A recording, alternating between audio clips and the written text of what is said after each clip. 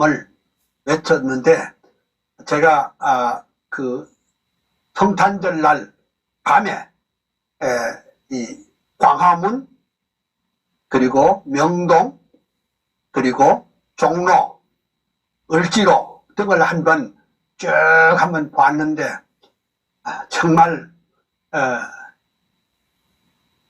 작년에 있었던 그 아름다운 성탄 분위기는 전혀 없고 말 그대로 새드 크리스마스, 슬픈 크리스마스였습니다. 그래도 전에 제가 말씀드린 대로 크리스마스의 마스란 말은 축제란 말인데 축제는 없어도 예수만 있으면 됩니다. 예수 그리스도는 우리의 죄를 담당하시기 위해서 성육신 하신 하나님이십니다. 그러므로 우리는 우리 주님 한 분만으로 만족할 수 있는 여러분 되시기를 소원합니다. 지금까지 우리가 칼빈의 그 사상과 삶, 칼빈의 신학과 생애를 연구하는 중에 지난주에도 역시 칼빈의 그 목회 원리에 대해서 알아봤습니다. 그래서 오늘은 계속해서 칼빈은 위대한 신학자이지만은 또한 그는 위대한 목회자입니다. 그에 앞서서 먼저 성경 말씀을 몇 구절 읽겠습니다. 사도 바울이 믿음의 아들 디모데에게 한 편지 가운데 디모데 전서 4장 6절부터 읽겠습니다. 네가 이것으로 형제를 깨우치면 그리스도 예수의 선한 일꾼이 되어 믿음의 말씀과 네가 쫓은 선한 교훈으로 양육을 받으리라. 망명되고 허탄한 신화를 버리고 오직 경건에 이르기를 연습하라. 육체의 연습은 약간의 유익이 있으나 경건은 범사에 유익하니 금생과 내생에 약속이 있느니라. 미쁘다 이 말이여 모든 사람들이 받을만 하도다. 이를 위하여 우리가 수고하고 진력하는 것은 우리 소망을 살아계신 하나님께 두미니 곧 모든 사람 특히 믿는 자들의 구주시니라. 네가 이것들을 명하고 가르치라. 누구든지 내 연소함을 업신여기지 못하게 하고 오직 말과 행실과 사랑과 믿음과 정절에 대하여 믿는 자에게 본이 되어 내가 이를 때까지 읽는 것과 권하는 것과 가르치는 것에 창념하라. 내 속에 있는 은사 곧 장로의 회에서 안수받을 때 예언으로 말미암아 받은 것을 조심없이 말며 이 모든 일에 전심전력하여 너의 진보를 모든 사람에게 나타나게 하라. 네가 네 자신과 가르침을 삼가 이 일을 계속하라. 이것을 행함으로 내 자신과 네가 듣는 자를 구원하리라. 아멘. 16절까지를 봉독했습니다. 이것이 또한 그 성경이 사도 바울이 우리에게 가르치는 목회 원리가 되겠습니다. 오늘은 칼빈의 목회 원리에 대해서 좀 심도 있게 생각을 해볼 터인데 그 전에 우리가 이 과목을 시작하면서 그 요한 칼빈이라는 제 그 정형시를 읽어 드리겠습니다. 읽어 드리겠는데 요한 칼빈 불란서의 동북쪽에 노아연의 오랜 도시 가톨릭의 집안에서 영명하게 태어나서 천재적인 어학실력 독서광의 칼빈 청년, 헬라어와 히브리어, 라틴어에 귀재되고 하나님의 말씀 안에 온전하게 붙들려 교부신학 인문학에 완전하게 통달하고 27 성경으로 기독교의 강요 쓰고 개혁신학 개혁교회 주춧돌을 세웠도다. 제네바의 생피엘의 개혁교회 목사되어 27년 세월 동안 말씀 목회 진리 수호에 양떼들을 사랑하는 진실하신 목회자로 위대하신 강해 설교 교회 개혁 선봉되다. 꿈에 그린 제네바의 아카데미 세우시고 경건으로 학문으로 인물들을 키워내어 주의 교회 개혁하고 제네바를 바꾸어서 성경 중심 운동으로 새 세계를 만들었다. 병약하신 육체에다 종합병원 요한 칼빈, 이단들과 자유주의 가톨릭의 공격에도 오직 성경, 오직 믿음, 오직 은혜 굳게 잡고 코람데오, 코람데오, 솔리데오, 글로리아 위대하신 목회자로 주석가로 교의학자, 설교가로 저술가로 행정가로 헌신하여 열정기도 겸손으로 주의 교회 세우시고 하나님의 주권 파수 일관하던 개혁자여 500년의 역사 따라 개혁신학 사상 이룩해서 그의 사상 그의 불꽃 예수사람 요한 칼빈 한국교회 청교도의 신앙 따라 하나님의 말씀 중심 교회 중심 전통되어 개혁주의 사상으로 정통교회 세우면서 영혼구원 진리파수 개혁신앙 보루되어 예수 한국 복음 통일 민족구원 완수해서 칼빈주의 사상으로 세계선교 이룩하세. 아멘. 근데 제가 이제 이것을 우리 한국의 최고의 명필가인 그 춘파 홍덕선 선생님에게 이걸 맡겨가지고 이걸 아름답게 글을 만들었어요. 나중에 이제 다 됐다고 어제 연락이 왔는데 한번 나중에 보여드리도록 하겠습니다. 내킨 김에 아브람 카이퍼 칼빈의 사상을 완벽하게 부흥시키면서 삶의 전 영역에 하나님의 영광과 주권을 드러낸 카이퍼에 대해서도 제가 글을 썼거든요. 그것도 또 읽고 시작하겠습니다. 아브람 카이퍼가 가신 지도 100년이요. 작은 나라 홀란드의 목사 아들 태어나다 25세 칼빈 연구 최고 학자 신학 박사 26세 목사 되어 첫 번 목회 시작하다.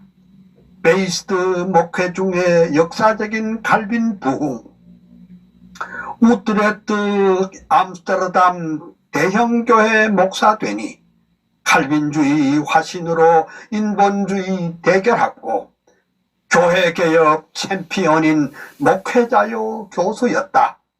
불꽃 같은 대설교자 성령사람 말씀사람 정치가로 당 총재로 상원의원 수상되어 하나님의 주권 중심 나라 위에 동분서주 세상 문화 바꿔버린 작은 거인 카이퍼여.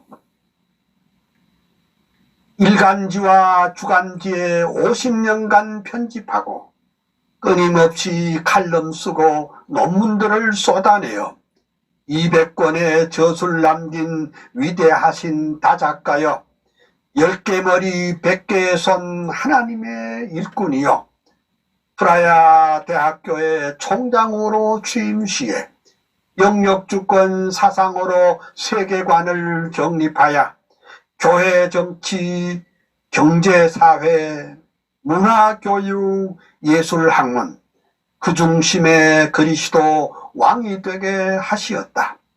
솔리데오 글로리아, 오직 예수, 오직 성경, 큰 소리로 평생토록 뜨겁게도 외치더니 교회개혁, 사회개혁, 정치개혁, 문화개혁, 칼빈주의 부흥시킨 대학자인 카이퍼여, 한국교회 모든 목사, 모든 장로, 성도들아, 카이퍼의 칼빈주의 영육주권 사상 받아 500년의 역사 따라 개혁 사상 이룩해서 그의 사상, 그의 좀 잘못한 게 있다.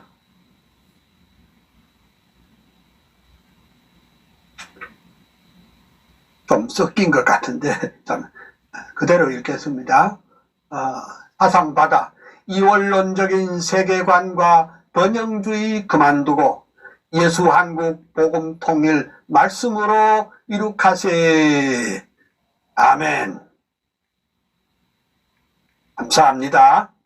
자, 그러면 이 두 제 시를 통해서 그 칼빈과 카이퍼의 사상과 삶의 체계를 어느 정도 파악을 하신 줄 압니다. 그러면 칼빈의 목회 원리가 뭐냐 도대체? 칼빈의 목회 원리는, 칼빈의 신학은 성례의 신학이라고 할 수 있을 정도로 칼빈은 교회를 본질적으로 성례전적인 교회로 보았습니다. 그리고 칼빈은 생각하기를 말씀이 없으면 성례의 요소들은 단순히 물이요 떡과 포도주일 뿐이다 이렇게 말했고, 성례란 그러면 무엇이냐?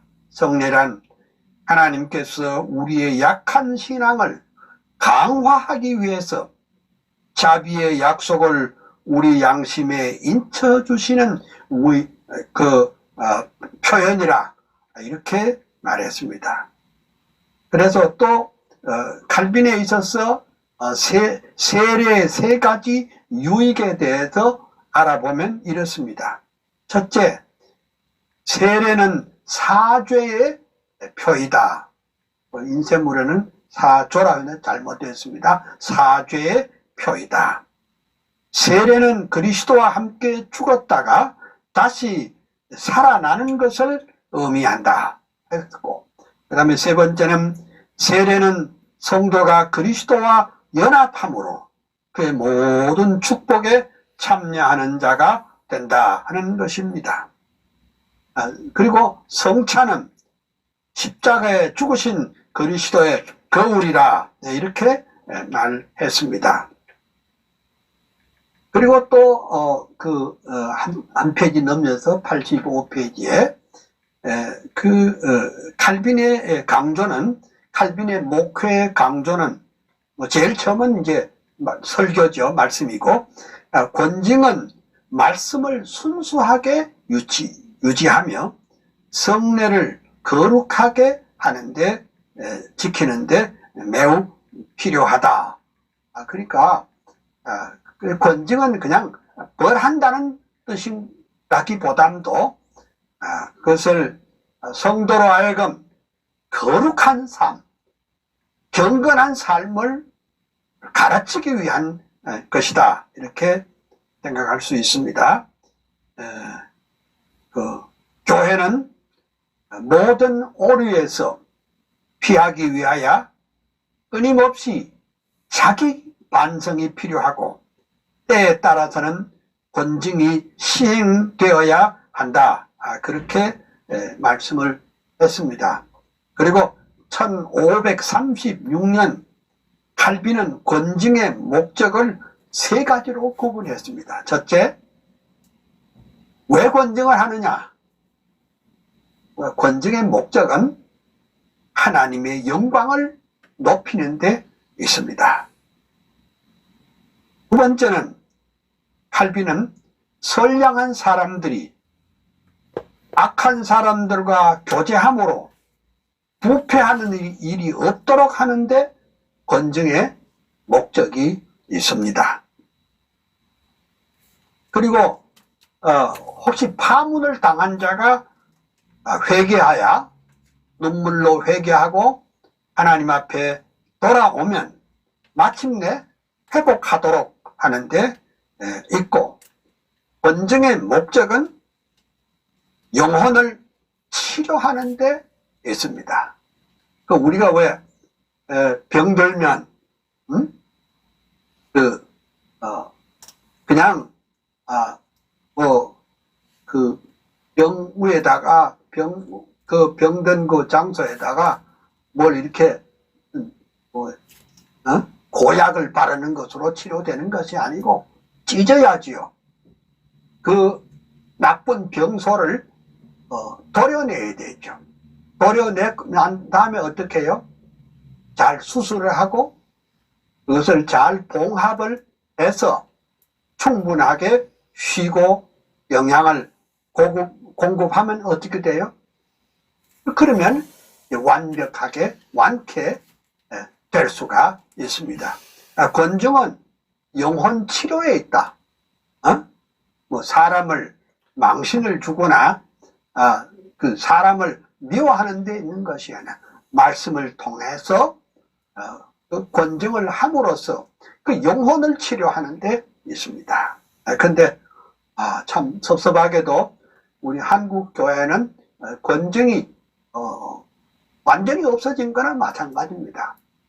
A 교회에서 권징을 받으면 B 교회 가서 장로가 돼버리고, B 교회에서 권징을 받으면 C 교회 가서 권사님이 돼버리고, 그러니까 이 한국 교회가 무질서하게 됐습니다. 질서가 없습니다. 그리고 죄인 줄도 모르고 그 죄에 대해서 아주 그냥 무덤덤하게 됐습니다. 그러니까 한국교회 목사님들은 권징이 없으니까 좋은 말씀만 하지요. 그냥 긍정적인 생각을 갖고 인간은 자기 마음먹기에 따라서 된다, 이런 식으로 자꾸 교인들을 훈련시키니까 권징이 안 되죠. 권징을 할 수도 없고 한국교회는 권징이 없어진 것입니다. 그래서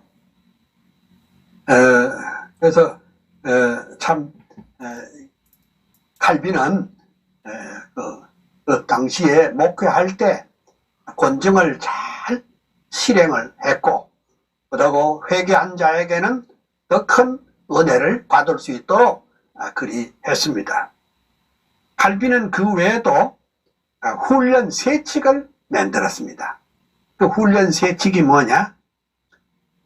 첫째는 교회 재직을 하는데 세칙을 만들고, 그 다음에 그 성직자에 대한 회칙을 만들고, 그 다음에 간독원에 대한 법, 예배와 성례전에 대한 관한 규정도 만들고, 그리고 결혼에 대한 규정, 이런 것도 잘 만들었습니다.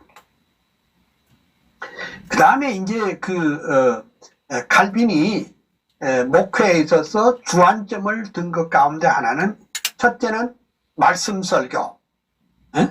86페이지 좀 보고 있죠. 86 보고 있는데 말씀 설교 다음에 뭐요?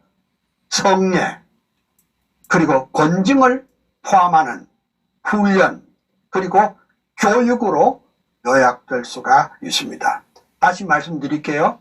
칼빈의 목회는 첫째, 말씀의 설교, 두 번째는 성례 집행, 그리고 권증을 바로 하고, 그 다음에 네 번째는 뭐예요? 교육 잘 훈련을 시켜야 된다. 그래서 지난주에 말씀드린 대로 칼빈은 기독교 강요를 쓰던 그 해에 칼빈은 어린아이들을 위한 교육 프로그램 요리 문답을 만들었습니다. 칼빈은 예배를 통해서 신자들을 바로 교육했다 그랬습니다. 아이고, 지금 우리 한국 교회는 뭐 다 이제 비대면 예배라고 지금 하고 있는데, 아니 비대면 예배를 통해서 어떻게 성도들을 교육할 수 있습니까? 예? 비대면 예배는 영상으로 그냥 보는 겁니다. 예. 칼빈은 예배에서 설교의 위치를 가장 중요하게 그리고 최고조로 높였습니다. 그리고 칼빈은 여기 전통적 형식을 버렸다. 그건 뭐냐? 미사 드리는 캐토릭적인 방법을 버리고 대중화했습니다. 모든 사람들이 예배에 동참할 수 있도록 그리 말했습니다. 그 다음에 그 칼빈은 그 목회를 어떻게 했느냐? 설교를 가장 중요시하게 생각하면서도 성경 교육의 하나로서 어린이와 청소년, 장년 등 교인 전체를 대상으로 요리 문답 교육을 철저히 했습니다. 여러분, 제가 지난번에 말씀했는지 안 했는지 잘 모르겠습니다만은 제가 유학하던 파란 개혁교회는 이랬습니다. 주일날 오후 예배는 거의 대부분이 하이델버그 교리 문답을 합니다. 하이델버그 교리 문답을 1년 내내 그것을 풀어서 요리 문답 중심으로 설교를 합니다. 그러니까 설교가 곧 성경 공부요, 성경 공부가 곧 요리 문답이고, 요리 문답 공부가 곧 설교이다. 이렇게 말할 수 있습니다. 그러면 한 해만 하고 그만두느냐? 아닙니다. 매년 요리 문답, 하이델버그 요리 문답, 교리 문답을 52주간 동안 계속해서 공부를 시킵니다. 그래서 재미나는 말이 있습니다. 파란의 성도 한 사람을 만나면 신학자를 만나는 것이다. 이렇게 말합니다. 그러니까 우리가 뭐 요새 무슨 평신도 신학이란 말도 있고 평신도 교육이란 말이 있죠.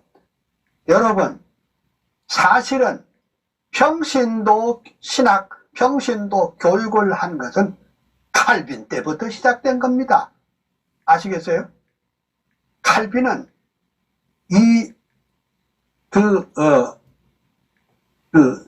청소년과 장년과 교인 전체를 통해서 교리문답 교육을 철저히 했습니다.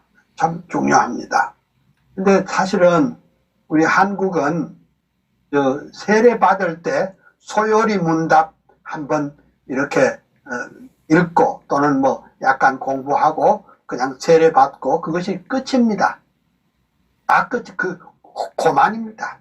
그렇지만은 소요리 문답보다 더 중요한 것은 장년들은 웨스트민스터 신앙 고백서 가운데 대요리 문답을 알아야 되는데 대요리 문답이 있는지도 없는지도 모르는 것이 오늘 우리 한국 장로교회 현주소입니다.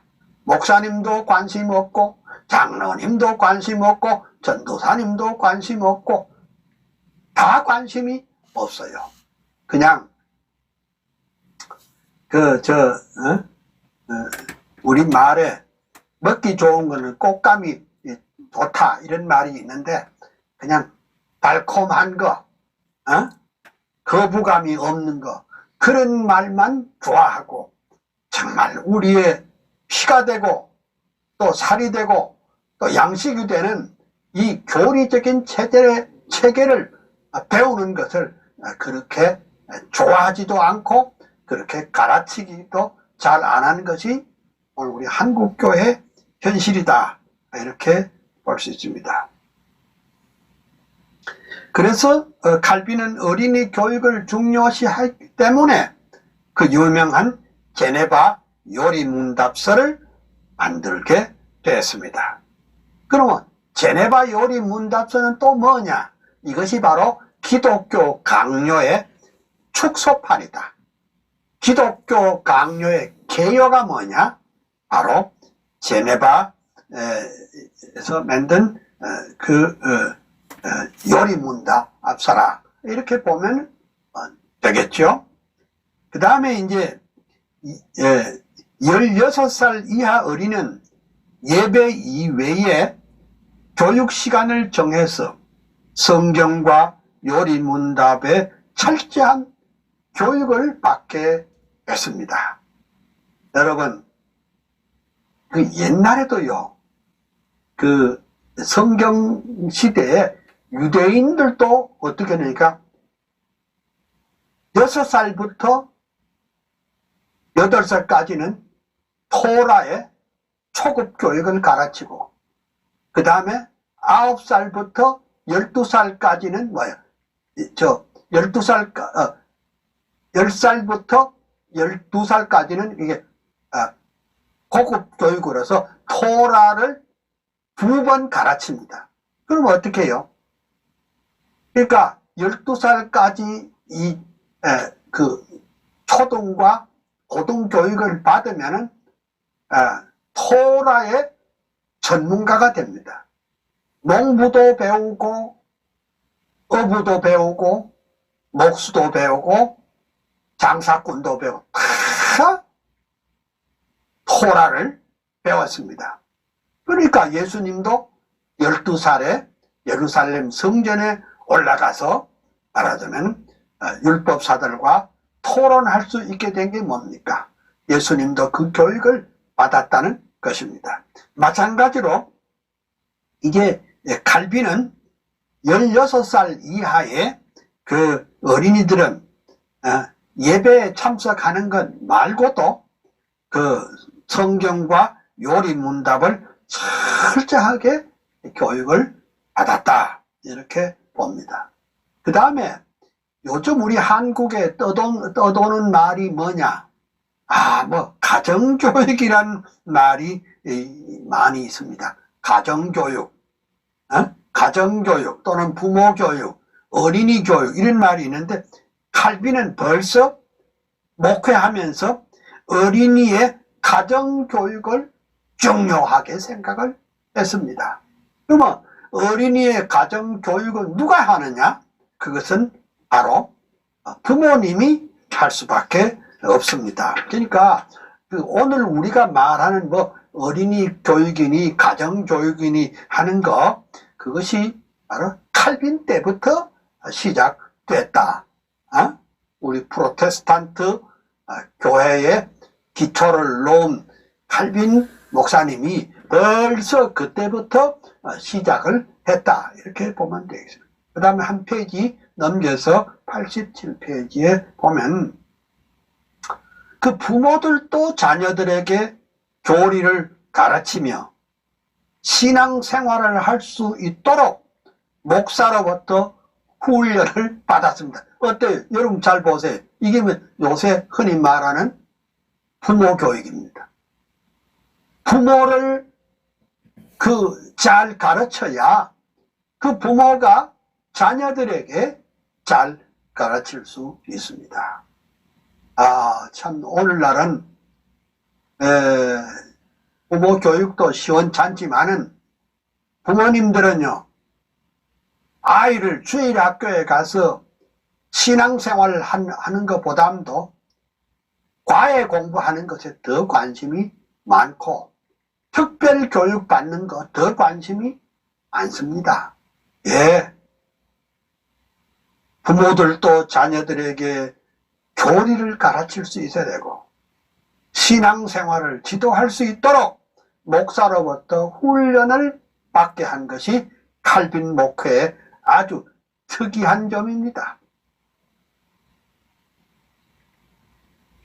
그러니까 칼빈은 역시 하나님을 알고 그를 영원토록 영화롭게 하려는 인간의 기본적인 목적을 품고 학교 교육을 통해서 개혁신학과 신앙을 전수하려고 했습니다. 이것은 나중에 이제 300년 후에 아브라함 카이퍼에게 와서 크게 이제 확장됩니다.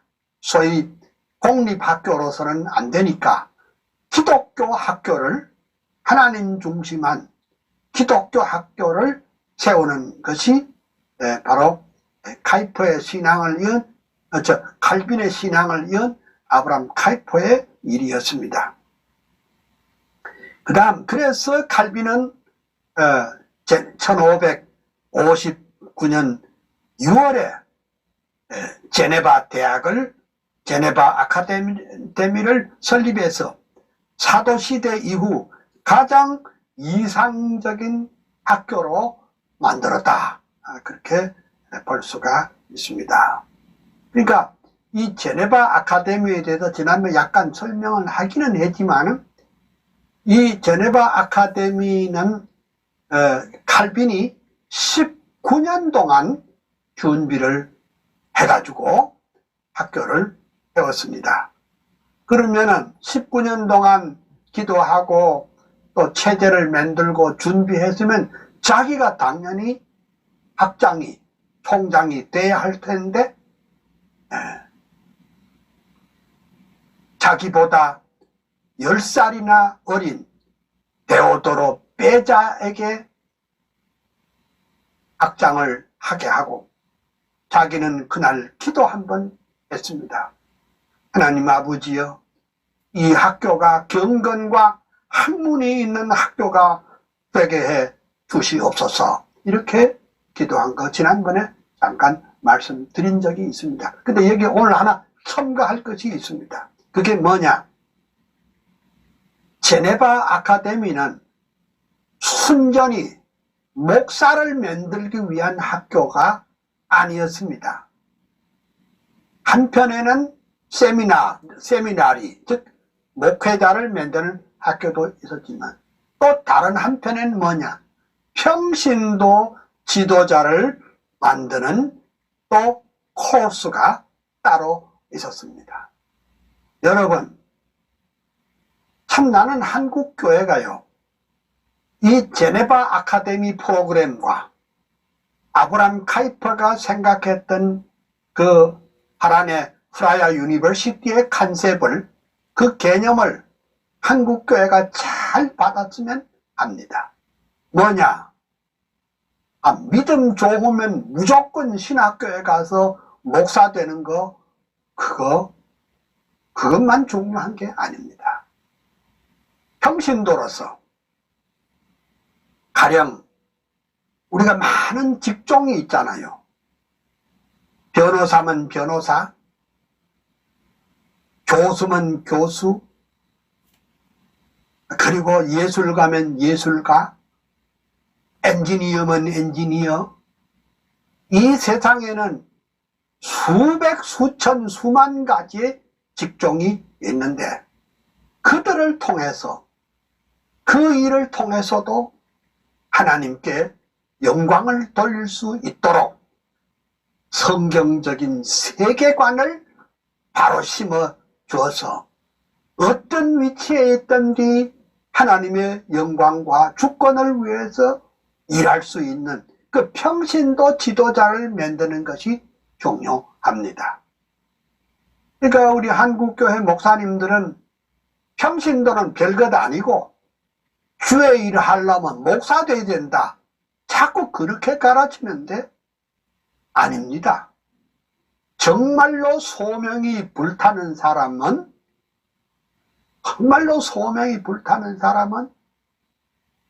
목사가 돼야 되겠지만은, 그렇지 않는 사람은 자기가 좋아하는 일을 하면서도 복음을 위해서, 주의 나라를 위해서, 주의 영광을 위해서 얼마든지 큰일 할 수가 있습니다.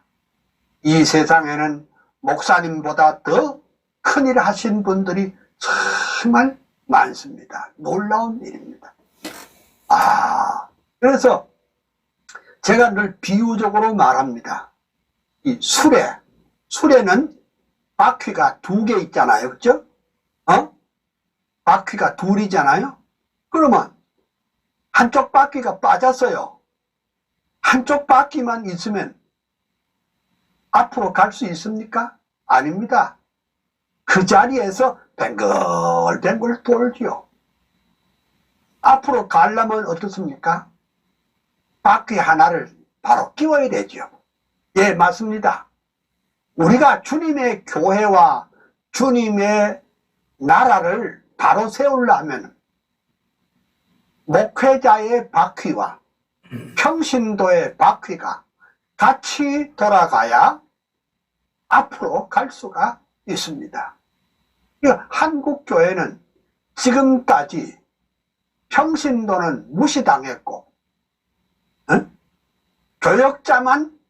교역자 중심의 그런 교회가 됐는데, 교역자는 설교자로서 교회의 행정의 수반으로서 가장 중요한 것 맞습니다.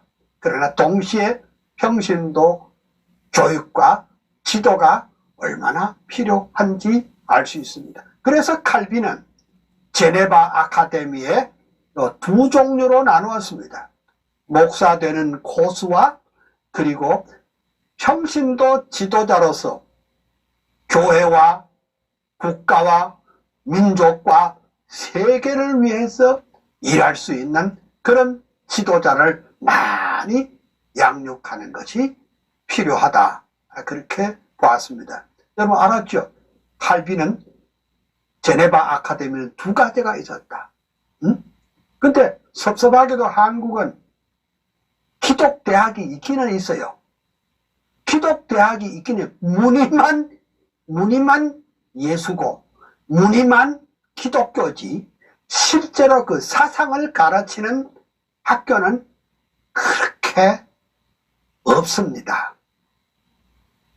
지금 한동대학이나 혹은 전주대학 같은 학교가 그런 뜻을 가지고 했지만은 내가 보기에는 좀 아직은 부족하다 이런 생각을 갖고 있습니다. 그래서 한국에는 신학교는 엄청스럽게 많아요.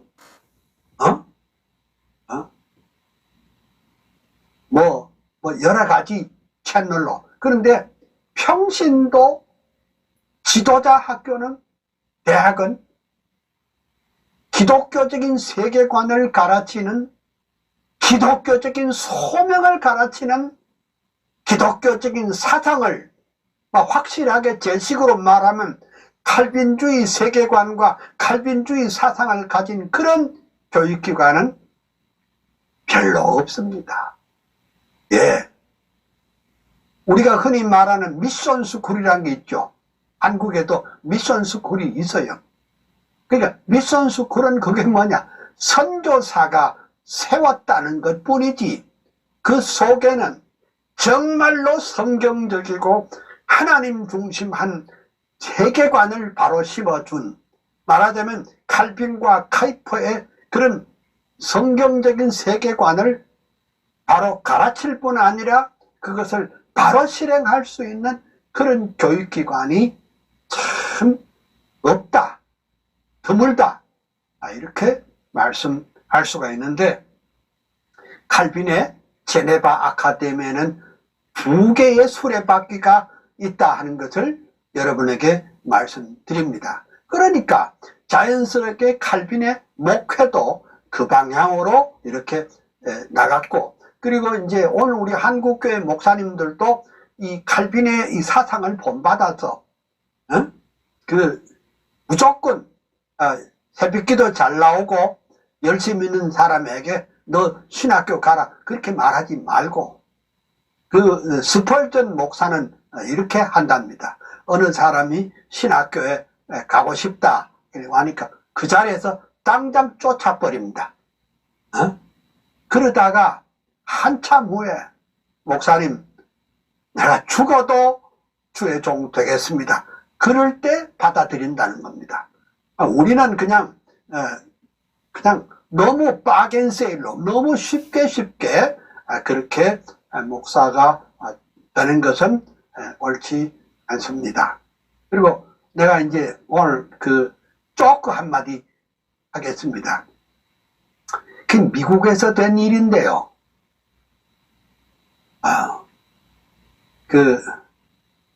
어떤 농부가 꿈을 꾸었습니다. 그 꿈에 뭐가 나타나는 거 하니까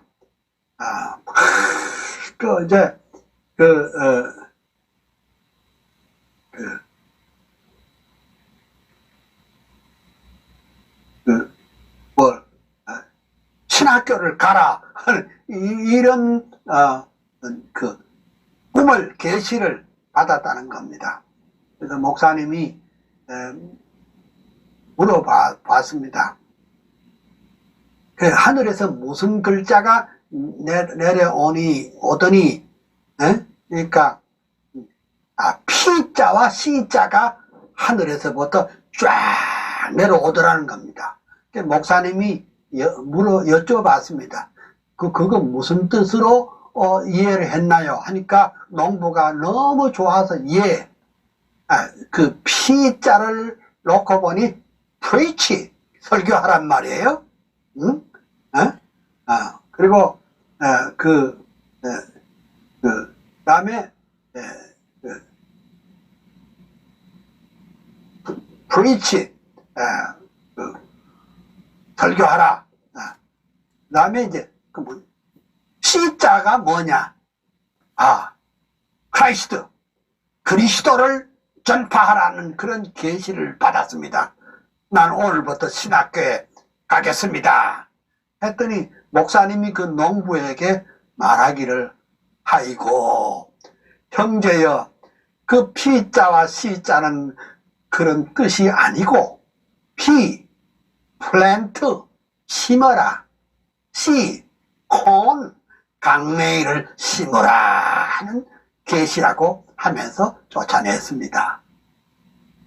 재미가 없나요? 그러니까 그 사람은 P자와 C자를 자기 식대로 생각을 한 겁니다. 그러나 목사님은 P자는 플랜트, 심어라, 콘, 강냉이를 심어라 하는 뜻으로, 그러니까 너무나도 주관적인 생각을 가지고 그걸 결정하는 것에 대한 얘기로 생각이 됩니다. 그러니까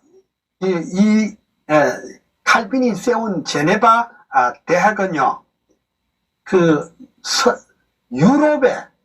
유럽의 모든 젊은이들의 로망입니다. 제네바에 한번 갔으면, 제네바에 칼빈이 세운 대학에 가서 한번 공부를 해봤으면, 그래서 그래서 그때 무슨 광고가 있었겠습니까? 그때 무슨 신문이 있었겠습니까? 포스터를 제작했습니까? 라디오가 있습니까? 입소문을 타고 전 유럽의 학생들이 그날 학교가 개학하던 날 160명이 왔어요. 하하.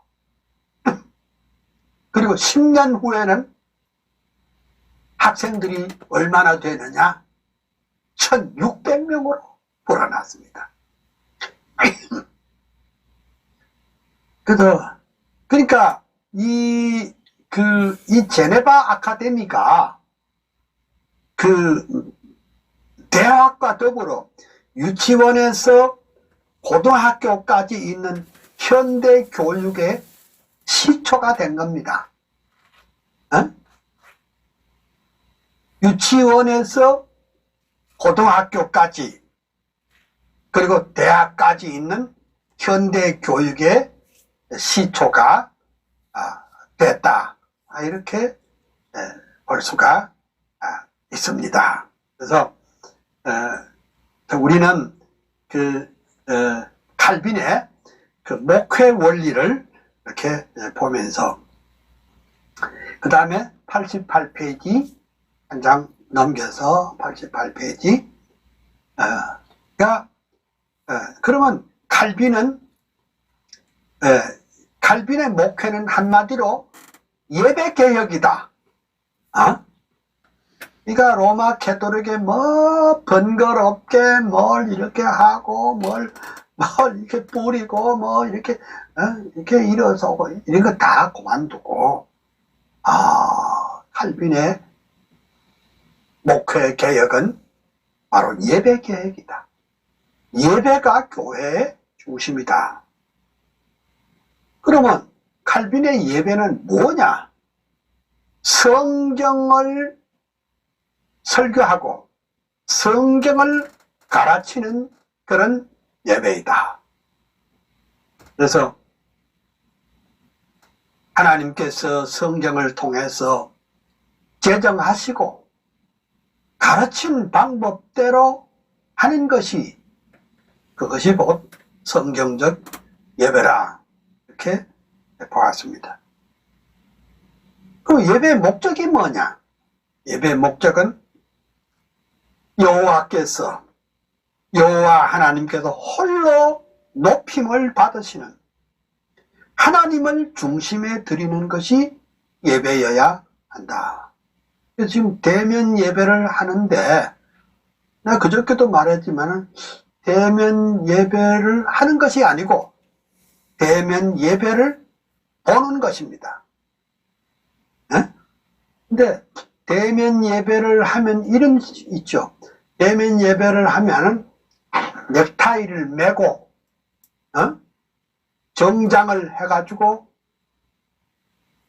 앉는 것이 아니라 아주 간편 복장으로 머리도 안 빗고 그냥 편안한 자세로 글쎄 예배를 보기는 보는 것과 드리는 것은 다르다고 할 수가 있습니다. 정말 하나님을 높여야 되는데 정말 하나님께만 모든 영광, 존귀, 찬양을 올려야 되는데 그것이 맞는가? 그래서 칼빈은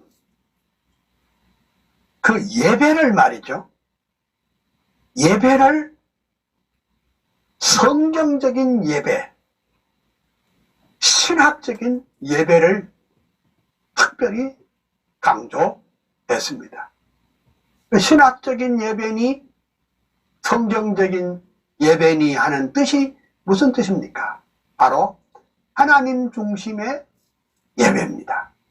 하나님의 영광을 높이는 예배요. 하나님의 주권을 높이는 그런 예배입니다. 그래서 하나님께 영광을 돌리고 하나님의 주권을 높이는 때 우리에게 오는 위로와 감사와 감격과 찬양이 있어야 할 것입니다. 예배가 뭐냐?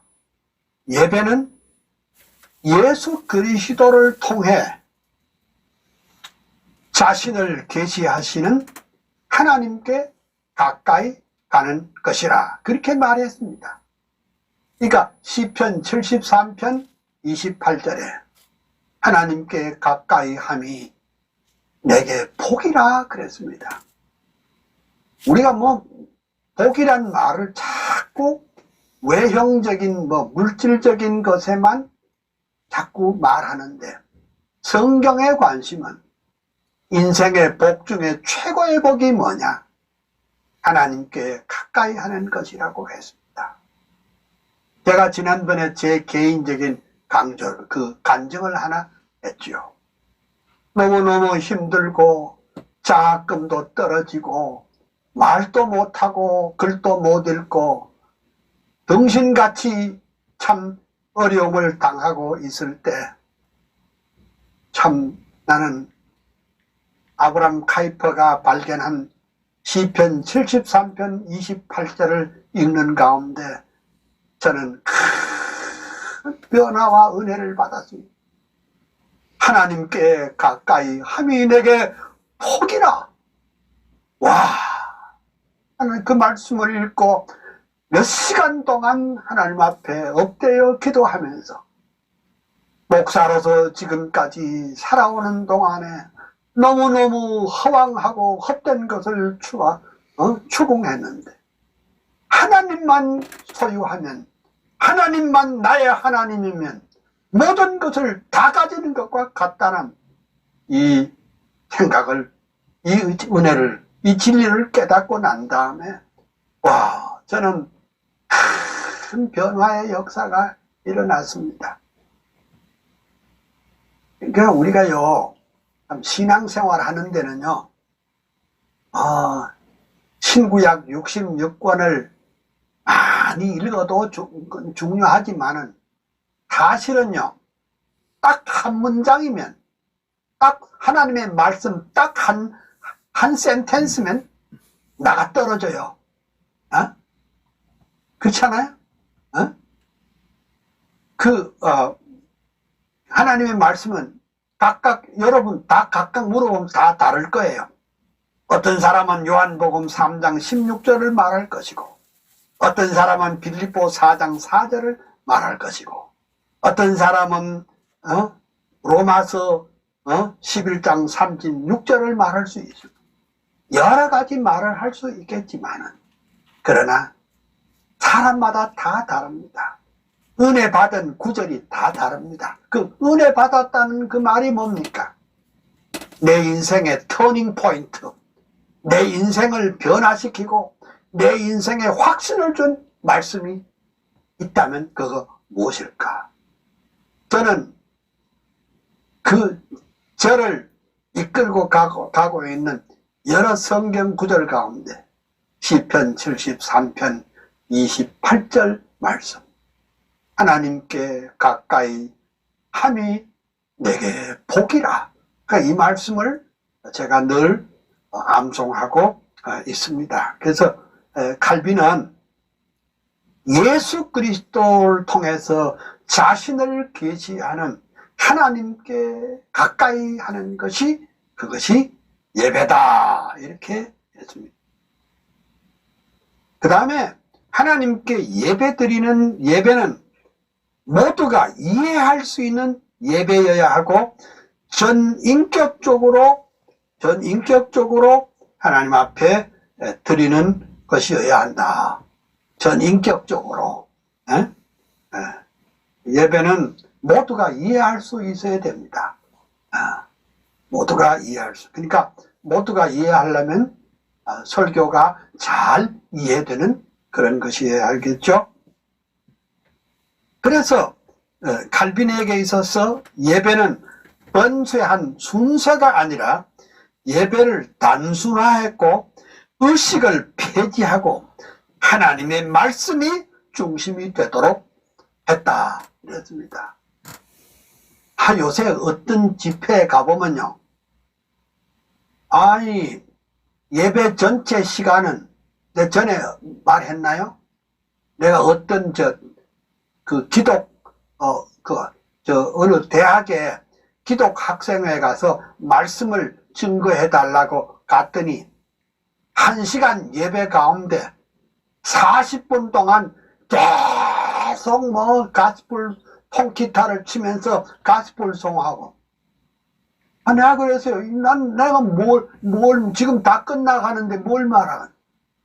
사람들은 그냥 예배를 축제 개념으로 이해합니다. 그냥 인조이하고 즐기는 예배. 어? 글쎄, 우리가 예배하면 하나님 앞에 죄를 회개하고 그렇게 하면 우리에게 기쁨도 있고 즐거움도 있어요. 그렇지만 아예 그냥 목적이 예배를 통해서 그냥 그래서 어느 교회 가면 막 사람들을 흥분시켜요. 막 일어서라고 그러고 뭐 아주.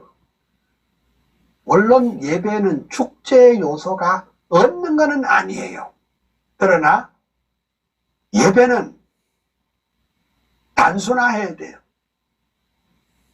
그 예배 순서를 너무 많이 넣어가지고 설교는 아주 토끼꽁지만하게 5분에서 10분간만 하라고 그러고 이거는 안 됩니다. 될 수 있으면 순서를 단순화시키고 말씀을 잘 듣도록 하나님의 말씀이 잘 해석될 수 있도록 해야 그것이 예배다. 이것이 칼빈의 입장입니다. 그리고 이제 칼빈은 그 시편곡을 만들어서 사용을 많이 했습니다. 그때 이제 그 칼빈은 자기 자신은 음악적인 재능이 별로 없으니까 당대의 최고인 클레멘 마로라는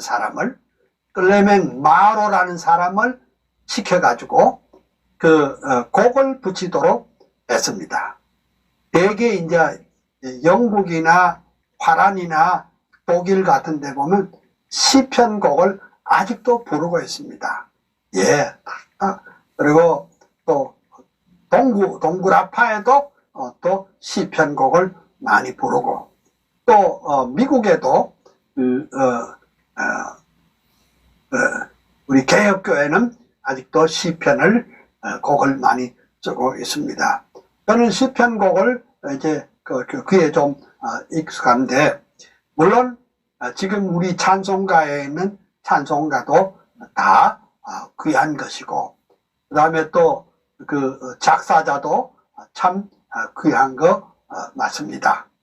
근데 그 오늘날 우리는 너무 지나치게 가스펠송에 의지하는 경우가 많이 있는데 그것도 귀하지만은 그러나 이 정말 역사적인 개혁교에서 불러오던 찬송과 또 시편 이거 중요하다 하는 것을 말씀드릴 수밖에 없습니다.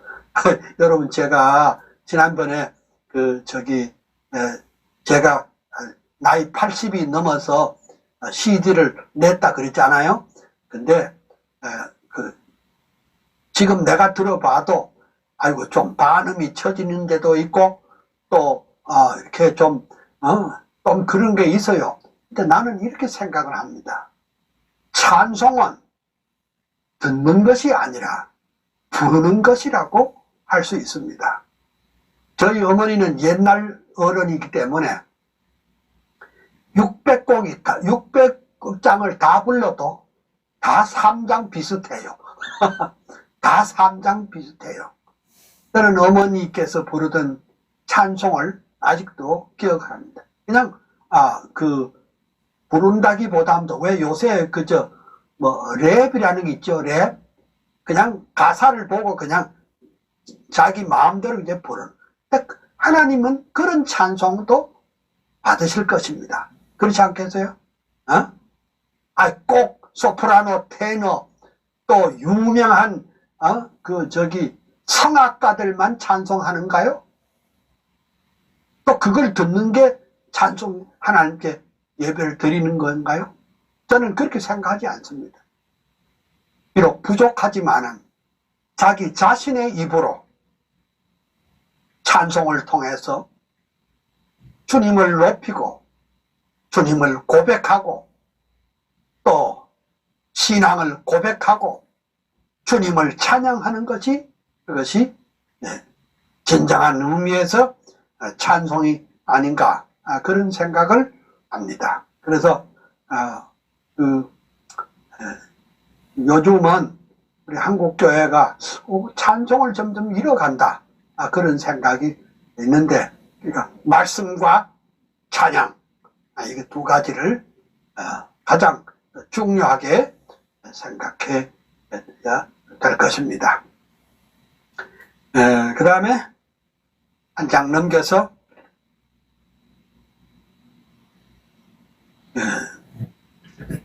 89페이지 넘겨서 칼빈의 예배에 있어서 강조점도 천지를 창조하시고 구속하신 하나님께서 마땅히 받으셔야 할 영광의 요구에 대하여 인간 편에서 순종하는 것으로 이루어지는 것이다. 이렇게 말했습니다.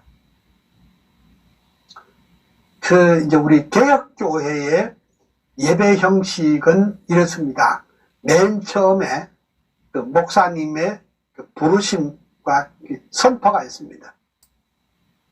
저는 이제 종신대학교회를 목회할 때 꼭 예배 시작할 때 이렇게 합니다. 다 같이 예배합시다가 아니고 이렇게 말합니다.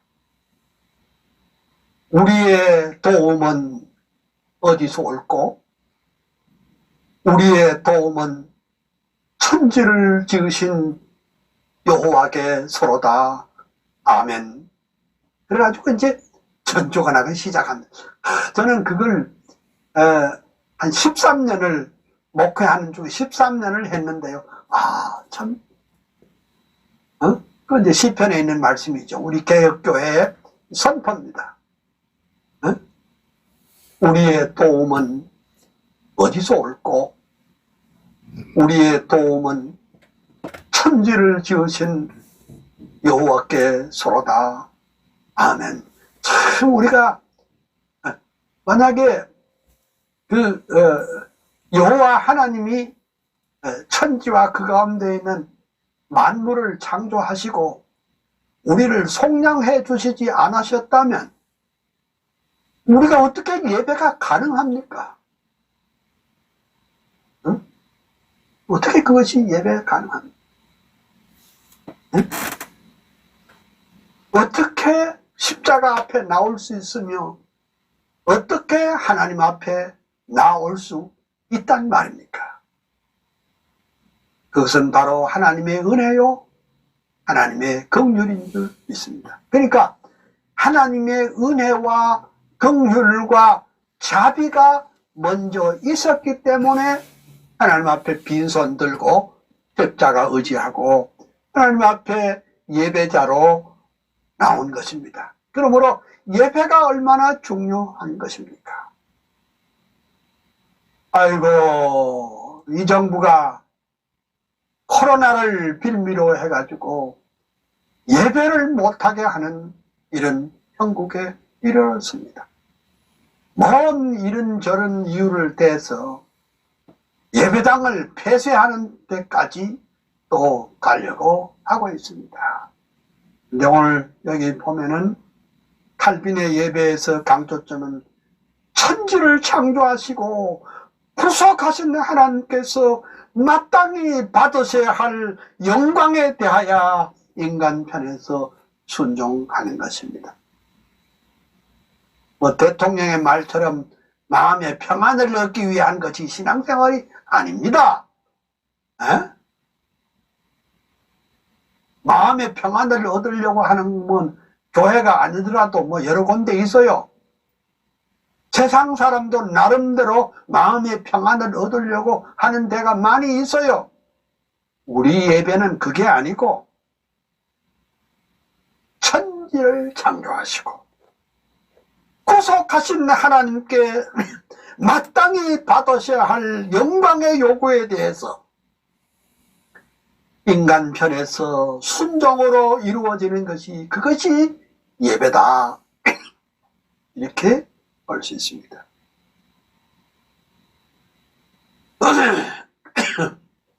그리고 기독교 강요 4권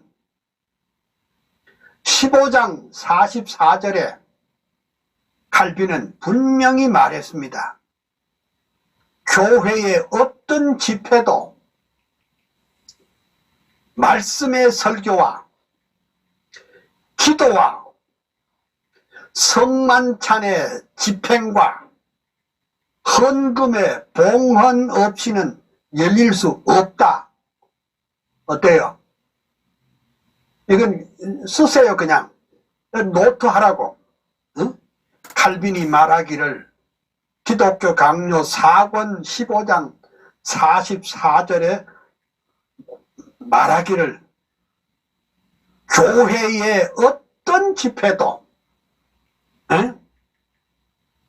말씀의 설교, 기도와 성만찬의 집행, 헌금의 봉헌 없이는 열릴 수 없다. 명쾌하게 말했습니다. 근데 이 헌금에 대해서 제가 좀 말씀드리려고 그러는데, 내가 잘은 모르겠어요. 화란개혁교회에는 이렇습니다. 오전 예배도 헌금하지만은 저녁 예배도 헌금을 합니다. 왜? 저녁 예배도 예배니까. 저녁 예배도 예배이기 때문에 헌금을 반드시 합니다. 예. 나 그거 봤어요. 응? 그러니까 어떤 모임이든지 헌금 순서는 있어야 된다. 설교와 기도가 헌금이 있어야 된다. 그 다음에 칼빈의 예배 원리가 뭐냐? 하나님의 영광과 주권을 높이는 일이었습니다. 이게 참 중요합니다. 예배 원리로서 하나님의 영광과 주권을 높이는 일이었습니다. 그 다음에 칼빈의 목회 원리 가운데 그러면 그것으로 끝나느냐? 그게 아니고 말씀을 통해서 은혜의 체험을 강조하도록 했습니다. 말씀을 통한 은혜의 체험. 그러니까 로마 캐토릭은 예전을 통해서 은혜를 체험한다 그러고 우리는 말씀을 통해서 은혜를 체험한다. 이것이 서로 다르다. 이렇게 봤습니다. 오늘은 칼빈의 그 목회 원리에 대해서 좀 생각을 했는데 내일 또 칼빈의 목회 원리를 좀 구체적으로 좀 더 아주 섬세하게 좀 생각을 하고 그리고 내일은 특별히 그 말씀을 하는 동시에 칼빈이 이해한 그 성직에 대한 그 칼빈의 그 입장을 자세하게 여러분에게 말씀드리도록 하겠습니다. 우리 한번 기도하겠습니다. 자비로우신 하나님, 우리들의 아버지시여, 하나님의 그 크신 은혜와 축복을 인해서 감사와 찬양을 올립니다. 이 강의를 듣고 있는 사랑하는 형제 자매들에게 이제 연말을 맞이해서 더 큰 은혜와 복을 덧입혀 주시고 저들에게 말로 다할 수 없는 기쁨과 감사가 넘치게 하여 주시옵소서. 새해는 더 밝고 더 아름다운 역사가 나타나게 하시고 하나님 아버지여 우리 한국교회를 불쌍히 여겨 주시옵시고 한국교회가 심히 어려운 가운데 있습니다. 목사님들이 심히 낙심한 가운데 있습니다. 전도사님들과 그리고 장로님들과 권사님들, 집사님들에게 하나님이여 은혜와 위로를 덧입혀 주시옵시고 새해는 코로나가 물러가게 하여 주시옵시고 새해는 한국교회가 다시 재도약하며 부흥하는 역사가 일어나게 하여 주옵소서. 이 시간도 간구하는 것은 원치 않은 곳에 있는 목사님을 긍휼히 여겨주시고 은혜 위에 은혜, 복에 복을 덧입혀 주시고 어서 속히 나와서 사랑하는 양떼들을 잘 다스리며 그 우렁찬 목소리로 주의 말씀을 힘있게 선포할 수 있도록 주여 도와주옵소서. 우리 주 예수 그리스도의 이름으로 감사하옵고 기도합나이다. 아멘.